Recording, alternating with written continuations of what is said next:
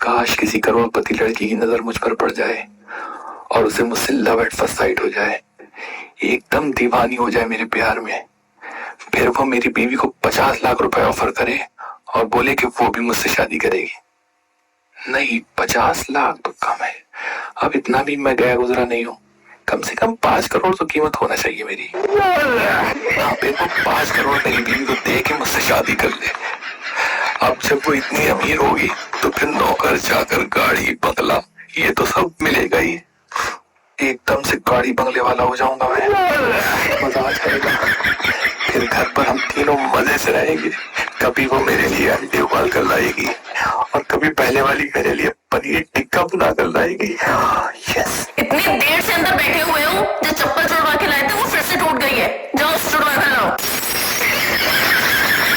आ रहा हूँ।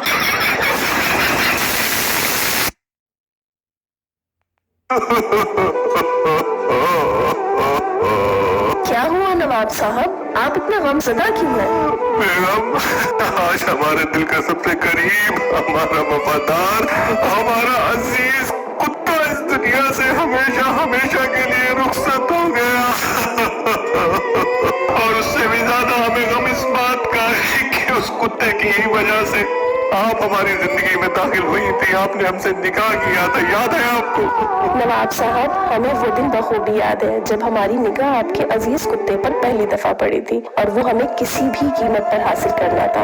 अब चूंकि वो आपका भी अजीज था, इसलिए हमने आपसे निकाह कर लिया ताकि वो कुत्ता हम दोनों के नजदीक रह सके। लेकिन बेगम जहाँ अब हमें एक बात का डर सताया जा रहा है। किस बात का डर नवाब साहब?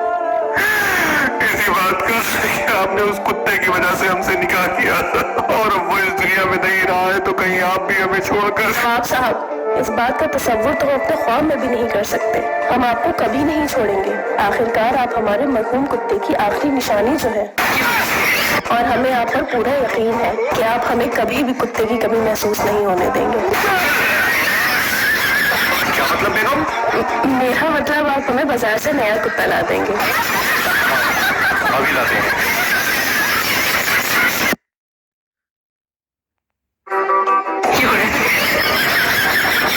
सुनो,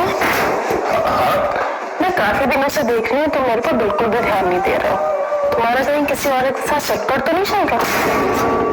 नहीं चंदा, ऐसा कुछ नहीं है। मैं कैसे मान लूं? रुको, तुम समझाता हूँ। ये लो।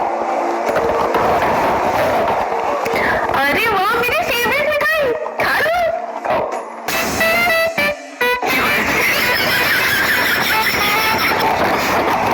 ये लो। खत्म कर दिया। इससे क्या समझे तुम? अच्छा, तो तुम्हारे कहने का मतलब ये है कि मर्द का मिजाज ऐसा होता है कि अगर उसे किसी भी चीज की तरफ लग जाए तो वो दूसरी तीसरी चौथी का शौक रखने लगता है और जिसे अपने ऊपर बिल्कुल भी कंट्रोल नहीं रहता।